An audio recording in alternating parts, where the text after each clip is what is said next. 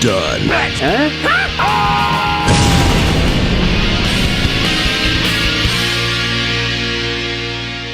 Hello, I'm the Nostalgia. I'm 3D! I'm 3D! I'm 3D! I'm 3D!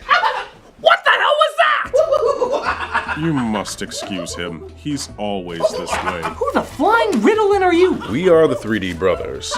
He's distracting, 3D? I'm dignified. 3D? You may have noticed my work from films like Hugo or How to Train Your Dragon. Wait, if you're the 3D brothers, where's the third one? Oh, he's over there. You might recognize him from movies like Clash of the Titans or Last Airbender. We call him Doesn't Count. Hey, doesn't count. Show him your effects. My hand is slightly in front of my face.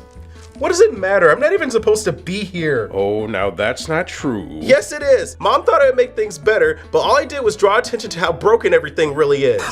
He's always getting involved where he doesn't belong. Okay, what has that asshole been in? Oh, the usual 3 movies tripe. 3 movies? Yes, Jaws 3, Friday the 13th 3, and Don't say it. Spy Kids 3. No! I don't want to do Friday the 13th Part 3. You're doing Spy Kids 3D. Even worse!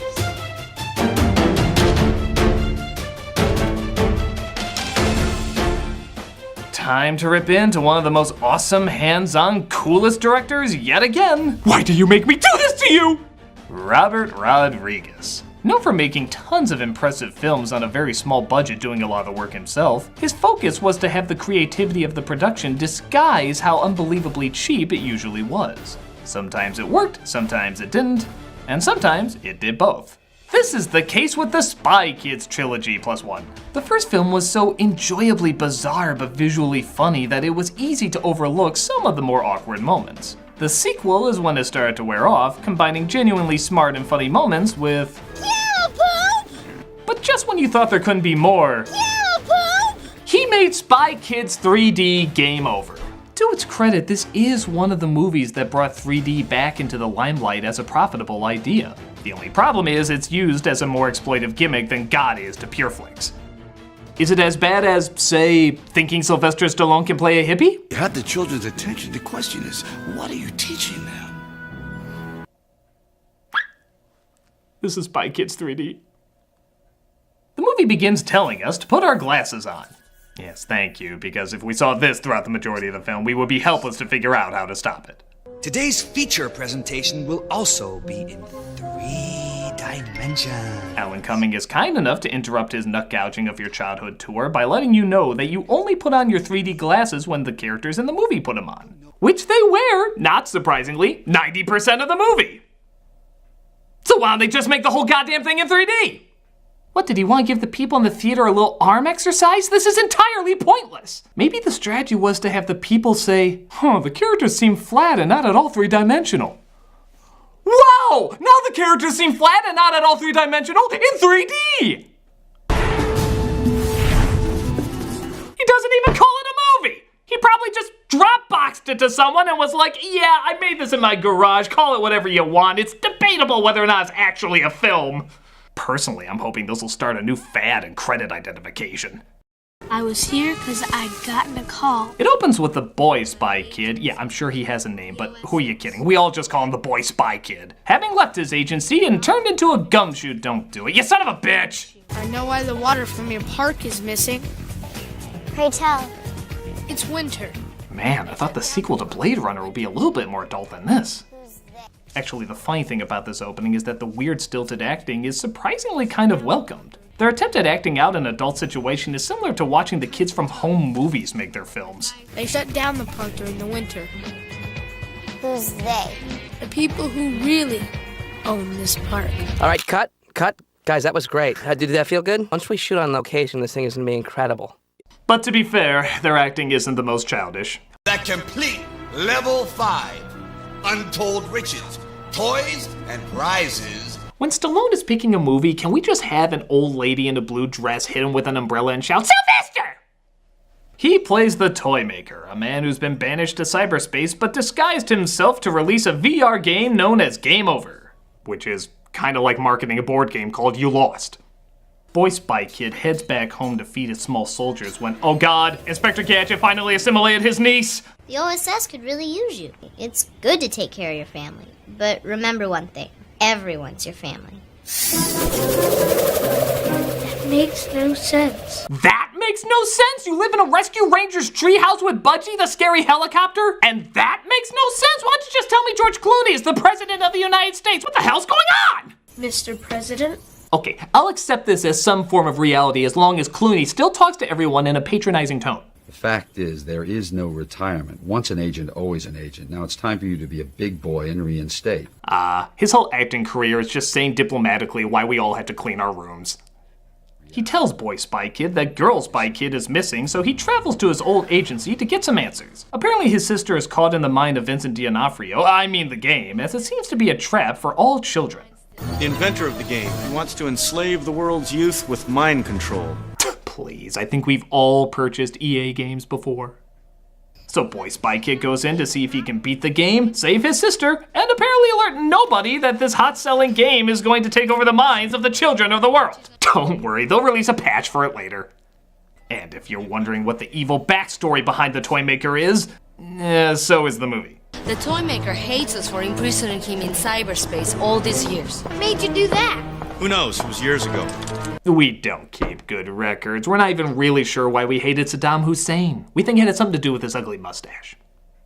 Oh look, he put his glasses on. Well, that means you better put your glasses on. Oh wait, this Blu-ray doesn't come with any? Well, just enjoy this thorough slapping of your eyes for an hour and a half. He ends up in Hieronymus Bosch's Toontown, where I swear he tries to excuse the lame effects from here on out. Computer generated. Yeah, it's kind of like in Roger Rabbit turning to the camera and saying, "We couldn't get a real rabbit." We just wanted to emphasize how disappointing that is. And of course, the 3D gimmicks start right away.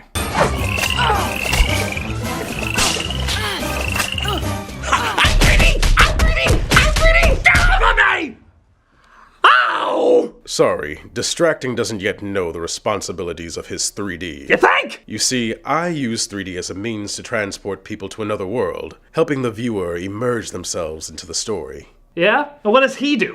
Well, you know that trick when you're a little kid and you want to annoy someone without touching them? Spy Kids 3D! Does this annoy you? Does this annoy you? I'm not touching you! Does this annoy you? Does this annoy you? I'm not touching you! Why, that's inspired me. Yeah? Yeah, to let this bullet touch you instead of my fist. Uh-oh! Does this annoy you?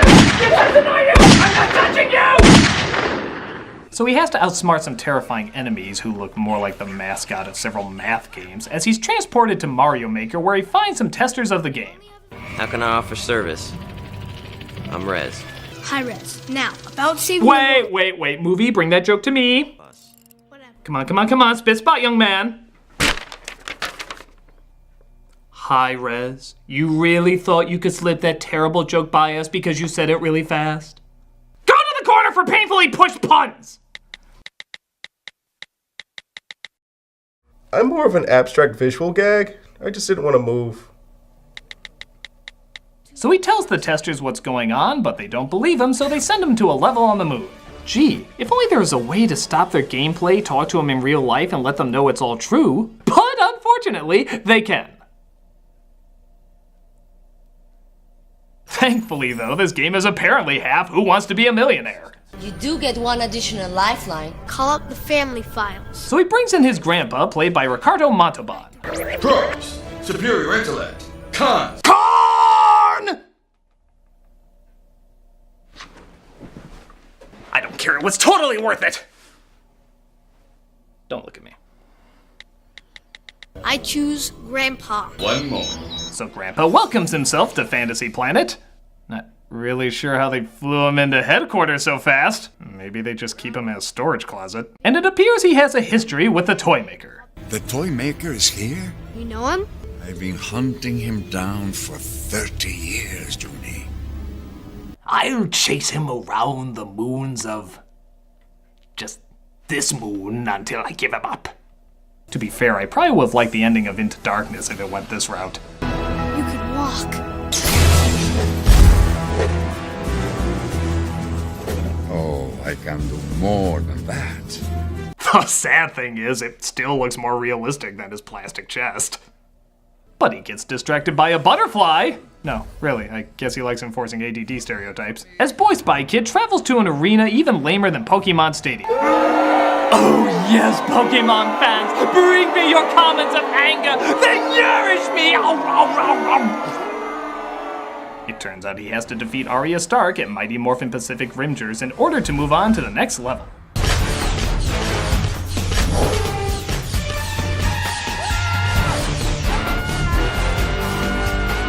I'll give Rodriguez this. These must be the greatest movies to work on if you're a child actor. What do I do? Just lay down. What do I do? Just move your arm slightly. You're gonna make me look cool, right? Even though you're not moving a single solitary muscle, I'm gonna make you look like the most badass fighter in the world. Now, Stephen Hawking, get in your ninja outfit!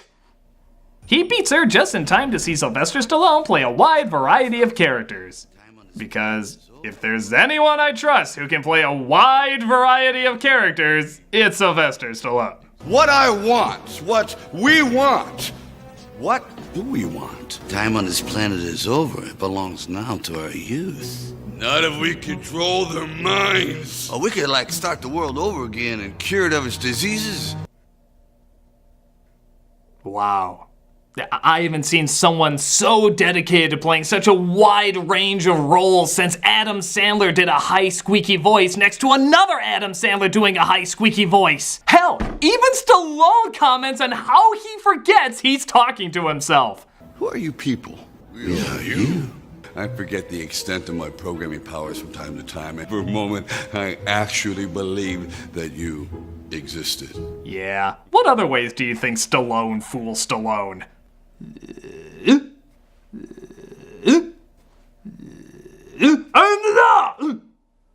But they mistake Boy Spy Kid for a magical character just called The Guy, who is supposed to lead them through the final level to win. So, they ask him to prove his worth in yet another meaningless detour. Welcome to F-Zero Chance of Liking This! We were gonna go with Mario Fart, but we felt it'd be a repeat of the stellar camel poop joke in the second one. Camel poop! Still a classic.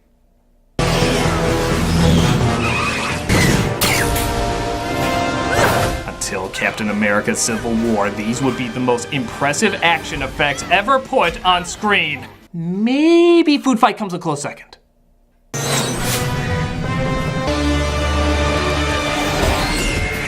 Amusingly enough, watching this just makes me wish I was playing this game instead of watching it as a movie. So, it's basically every bad video game film except I don't have the good game that goes along with it. Never have we seen someone sit, lay down, and slightly wiggle with the world moving around them in such badass glory. What am I talking about? These are the characteristics of a real gamer. I have to go talk to my grandfather. To who? I must confer with the wizard of Atari, Sega, Nintendo. Yeah, young people clearly wouldn't recognize those terms. Hey, have you heard of this new invention called ice cream? Now they think I'm some important guy who's going to win the game for them. For our purposes, that's very good. They can lead us to level 4 more quickly. Christ, even when he's trying to sound friendly, he still sounds like he's gonna torpedo someone's ass. Oh, Junie, I don't plan on letting go anywhere. Don't you know the ancient Klingon proverb that says, camel poop? We'll talk about this later. Of course, after you tell me where the hell I just went. Want to beam up?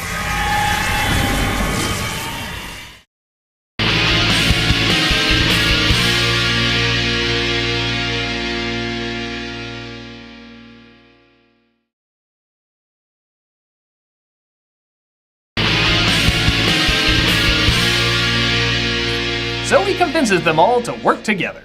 If we all work together, we all win. With my strength. My brains. My cool. And my axe. They get to level 3, but it looks like it's Duel of the Fops, as 2 of them have to fight and one of them has to lose in order to move on.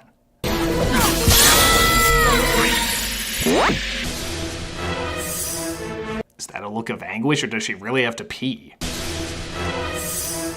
I've had to go #1 ever since level 2, and trust me, you don't want to see that in 3D! But she can't hold it in any longer, and she switches spots in order to keep him in the game. Hey, it's been a few minutes. Time for another creepy speech from Montalban. You are causing so much pain. And only I can stop you. You know, I think this whole movie was just a dare by Quentin Tarantino to see if Rodriguez could get Montalban to be passionately angry at a butterfly. I bet Tarantino just photoshopped this image and was like, I dare you to make a story behind this. They make it to level 4, which means boy spy kid meets up with spy college student, as the toy maker lets her help the team to make the game more interesting. Yeah, how unrealistic is that? Oh, not the villain letting her go, I mean male gamers actually following a girl gamer. Like they would ever let that happen. We're going to Lava Mountain. We are? We're following the guy. Now this feels more realistic. But they're attacked by uncolored Happy Meal toys and they floor it out of there. Wait, what's worse? Amazing how much it looks like he's running, isn't it? Clearly CGing him was much more practical than actually having him run? Did everybody just film this movie lying on a yoga mat? So they swim into the lava and make their way into Mount Doom. There they run into Frodo Baggins, who will vanquish the evil. Holy shit, I was just kidding! I guess ties to the faculty form their own fellowship. If we join together in battle as one. He reveals that he is in fact the guy, and that he will lead them to victory. Only to be killed 2 seconds later. Oops. Dude, he wasn't even around long enough for me to make a 3D wood joke. But the girl who died earlier suddenly returns. This is Demetria, my girlfriend. My friend. I'm his girlfriend. Typical Hollywood romance. You barely know each other, you mostly fight, and suddenly you declare your love for each other. She set you up, Judy. Well, I'm glad you're right, or else you totally would have decapitated that kid. She's a phony! She was programmed to do that. But it turns out she still loves him, so she sacrifices her non-existing self to save him. So it's kinda like when you abandon Yoshi. You kinda feel bad, but do you? They go back to the real world, but it looks like the toy maker has been freed and is starting to take over. To settle the score for imprisoning me. All I wanted to do was right the wrongs. You know, I think the way Rodriguez gets half of these people is he just has them Skype their lines. Clooney, can you webcam yourself against the green screen? Yeah, sure. Stallone, can you FaceTime yourself in half the costumes from Staying Alive? You got it, pal. Banderas, can you put on your Halloween costume from last year and just wave your arms in front of a wall? Any wall, it really doesn't matter. Si, senor. Bill Paxton, can you... Somebody ring the dingster! Steve Buscemi, can you just run out in the middle of the street so I can put you on a giant flying pig? Strangely enough, that's not the weirdest thing I've been asked to do. I can see why this was called a digital file, because all the footage was emailed to him in that format. Where was I? Oh yeah, giant robot monkeys that you can only see if you put your magic glasses on. That really needs to be much cooler than what I'm seeing here. But Montalban goes inside the robot head of Tim Allen and confronts Stallone simply to say he forgives him for putting him in a wheelchair years ago. This causes Stallone to turn off all the machines, crashing his robot with the two of them still inside into the ground.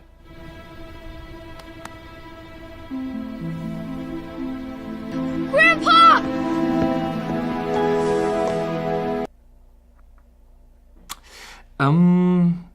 No. Just no. 101 Dalmatians of no. Yeah, let's say Ricardo's here and Stallone's here. There's no way. Dead instantly. Their bones would be dice in a Yahtzee cup. You wouldn't even recognize their remains. How would he even get the wheelchair on top of that thing? Let me see if it's any better with this. Nope, but still no! But it's okay because everyone learns the true meaning of family. And that excuses 100% of everything. To family. To family. To family. To family. To family. To family. To jail! You online terrorists of destruction! By God, you're getting the chair! Spy Kids 3D is slightly imaginative at times, but mostly just dull. The jokes aren't that funny, the acting isn't much fun, and so much of the spontaneity of the other films is gone because it's focusing too much on showing off its annoying 3D effects. I'm glad it got people looking at the possibility of using 3D in films again, but Good lord, what an annoying film to sit through to realize it. And the funny thing is, I actually wouldn't mind playing some of this as a game. Rodriguez can be a great filmmaker, but maybe he also has a secret calling as a game designer too. The whole thing feels like a game anyway. Wouldn't that have made much more sense? Well, it's funny that you mentioned that because that's actually why we're here. Rodriguez became so obsessed with 3D that he finally let us completely take over in his new game, The 3D Brothers. Holy smokes, that sounds perfect! Well, what would you like to do today, brothers? I don't care. I'm 3D! You're right, we should talk about our identities and what it says about us psychologically.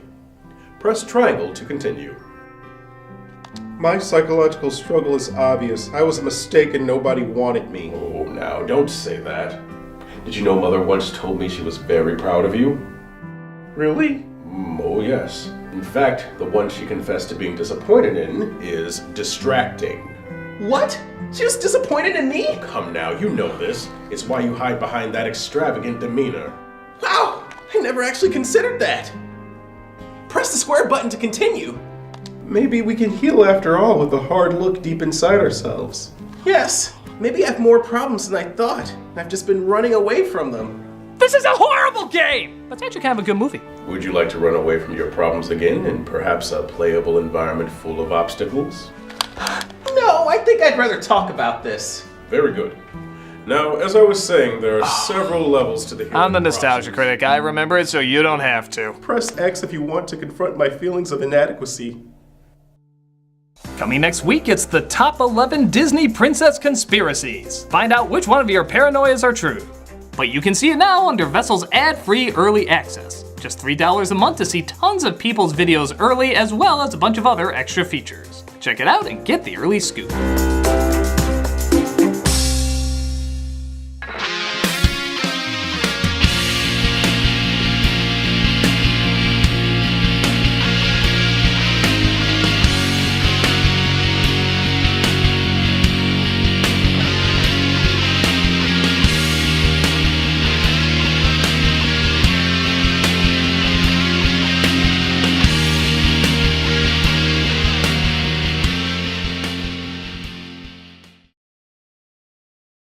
Somebody ring the dingster!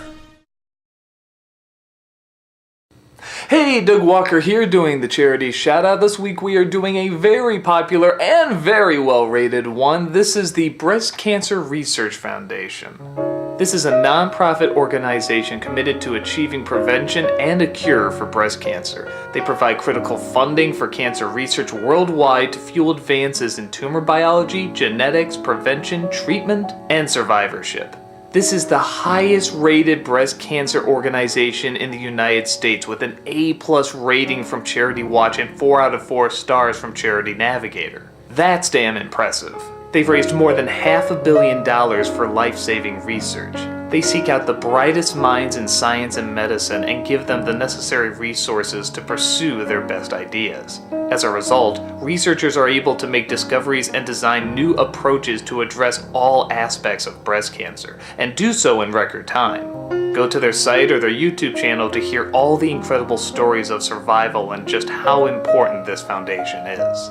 The thousands of women and men suffering from breast cancer depend on us. No institution can conquer this disease alone, but together, we can.